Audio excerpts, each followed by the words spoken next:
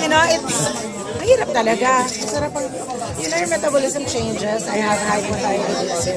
It's really hard. Siyempre, ikaw meron kang parang lifestyle change. Alam mo, I have to give up junk. Yes, sir. Kasi masarap manood ng mga movie. So, hindi na may kinakain ka, lalo na kung nakakatapon. I have to give it up. Give up. Laking bagay na give up siya. Yeah. Wala, minsan sacrifice din talaga. Diet, any class ng Ako diet? talaga nagda-diet. I just give up junk. I try to stay away from rice. Try. Sometimes it does not succeed. Exercise, dyan ako mahina talaga. Ma'am, pwede kong malaman ilang pounds po yung nare-release natin? Hindi ako, I do not count pounds. I do not. Inches, ma'am. Hindi rin. No. Basta alam ko lang lumulungan. Pero how does it feel po na ang mga tao nagulat po sa inyong pagbabaga? Siyempre, feeling ko pressure din yun. Kasi pag gano'n, nakaka-pressure din. Because parang nakaabang sila sa'yo.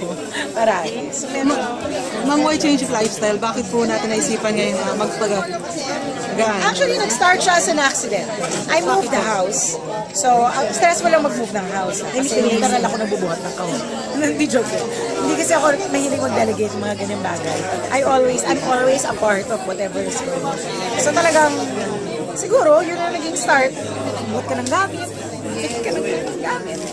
Tuloy-tuloy na. Ma'am, mga ilang months na po yung nakakaroon nyo? Ano na ba ang July? 7 months. 7. Oh, grabe. Fairness, ha? Ilan na lose? Hindi ako nabibigay. Wala na scale.